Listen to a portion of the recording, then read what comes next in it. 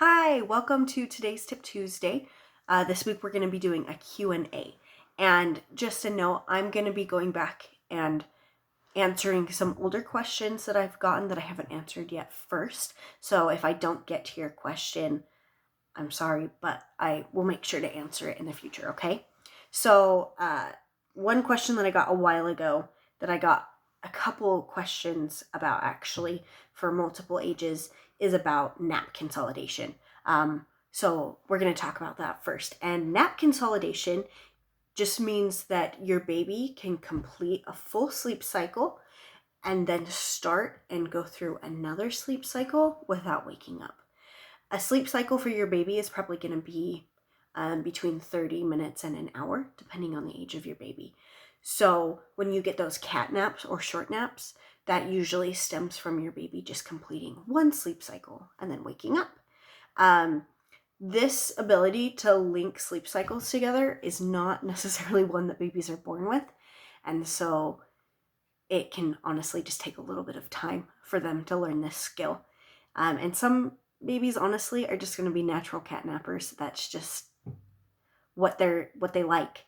So it is important to note that good night sleep almost always comes before good day sleep, because the pressure to sleep is much higher at night, and so your baby will learn to link those sleep cycles together and not wake up between them much easier during the night. And then once they've got that skill down, they can eventually learn to transfer it over to naps and their day sleep. Another thing that you should know is it's something that can help is to make sure that you have a good sleep environment for them. So making sure that it's as dark as possible. Something like blackout curtains or shades is great to make it nice and dark. Use something like a white noise machine if that's what they're used to, or having it as quiet as possible. I know sometimes it's hard during the day, especially when you've got other kids. It's not always that possible to have it be super quiet. So a white noise machine can help block out those other noises, especially if you use it at night as well. It can be a sleepy cue for them during the day. Ultimately, your goal for their nap sleep environment is to have it as close as possible to their night sleep environment. So you use, the same swaddle or sleep sack that they do at night as well. And then something that you can try for babies that are older than 6 months old is if they wake up from a nap early, so a nap that lasts less than an hour, you can try treating it like you would a night waking, and try to put them back to sleep as you would if they had woken in the middle of the night.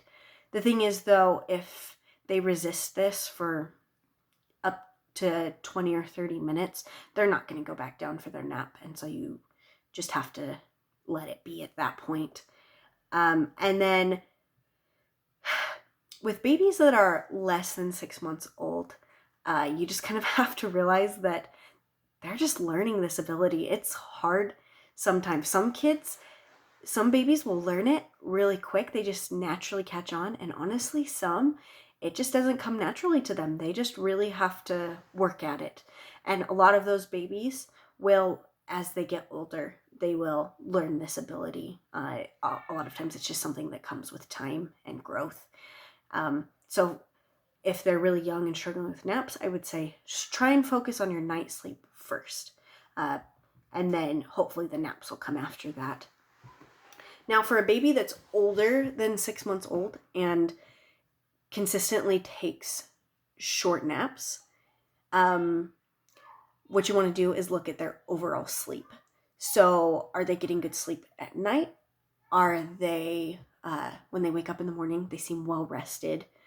And after their nap, even if it's not as long as you would hope it to be, right, they are happy and they also seem well rested. Do they ever act overtired, especially in the afternoon or in the evening? If it seems like they're doing just fine, they're sleeping well at night, and they're happy, and they don't ever seem overtired, then honestly, some kids are just fine taking short naps. That's just how they are, and that's how they function best. And so sometimes it's hard because some babies just, if they don't learn it with age, they might just be a natural short napper. So we're going to move into our next question, which was, can you sleep train a baby while still room sharing? I'm going to really quickly make some assumptions in this situation just for our purposes so that we're on the same page. So in this situation, I'm going to assume that your baby is over 4 months old so that you can use these sleep training techniques, right, with your baby, and also that you're room sharing, which means that they have an independent sleep space in your room, but you're not bed sharing. Because if any of these things are different, if your child is younger or if you're bed sharing, things are going to be a little bit different. So in this situation, yeah, you can sleep train. It just, it might take a little bit of inconvenience on your part as a parent because their sleep space is also your sleep space. And so you're going to want to create that perfect sleep environment for them by having it be really dark and quiet, or have their white noise machine going. And so you might not be able to turn the lights on as much, and you want to keep it really quiet in there for them. One thing you can do is put a red light bulb in a lamp in your room so that when you need to turn a light on, you can use that, because red light is much less stimulating than a normal light bulb is, and so that's a lot less likely to disturb your child's sleep. And you can follow those, whatever method of sleep training you choose. There's one thing to note, though, that some babies do like being able to see you, especially if they're young. So having their bassinet or their pack and play or whatever they're sleeping in at an angle that they can see you sometimes is comforting to them, that they can see that you didn't leave. But a lot of babies actually can get more upset if they see you and they know that you're in the room, but you're not coming and doing what they want by picking them up or whatever. And so a tip, if you realize that your little one is getting upset if they can see you, is turning their pack and play or their bassinet so that they can't see you. Make sure that, it's still a safe sleep environment for them, but it's just their bed is just turned in a way that they're not going to be able to notice that you're there. And so you can more effectively use some sleep training techniques if you move their bed. So the next thing that we're going to talk about, the next question, is a 1-year-old just plays in their crib rather than taking their afternoon nap. And what can we do about this? So the number one thing I would say, which we also talked about last week, is check your wake windows.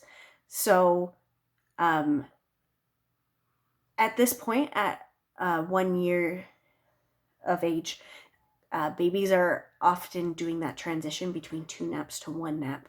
And so if they're consistently not taking their afternoon nap, then it might be the point that they need to do that transition. So the wake windows are a good way to be able to check on that and see if their wake windows are getting really short or shorter than they should be. Then, you might need to do that transition. If their wake windows seem fine, it could be a sleep regression, which in that case, you want to keep those sleep habits up that you've implemented and keep your routine as similar as possible. And then as they get over this regression, they'll go back to their old habits and go back to their naps if they still are at the point where they need those 2 naps. So the last question we're going to talk about right now is my 1-year-old is climbing out of his crib all of the time. What do I do? Do I need to transition to a big bed? And for this 1-year-old, I would say no.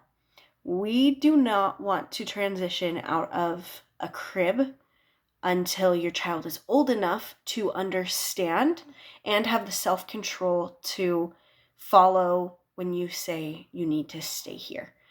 And that most 1-year-olds are not going to be able to do that. They won't comprehend it and they won't have the self-control to stay in their bed. So 2 years old is usually the youngest that they're at a point that they can do this, but the closer to 3 they are, the more likely your crib to bed transition is going to be really smooth.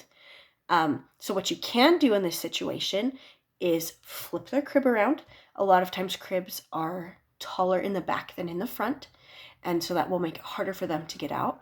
And then you put them in a sleep sack. A sleep sack will make it so that they can't lift their leg up very high, and a lot of times this just prevents them from being physically able to climb out of their bed anymore. And another good tip with using the sleep sack is if your child is old enough to learn how to unzip it, you can just put it on them backwards so they can't get out of it. Just want to make sure it's the right size for them so that their shoulders can't come out of the neck hole. And they do make toddler size sleep sacks, so it's not just something that you can use for your baby. You can find one that will fit your toddler who's not ready to transition out of their crib as well. So thanks for being here with this Q&A, and if you have any questions on these topics or anything else, you can drop them below in the comments, and I will do my best to get to them and answer them. Thanks, guys.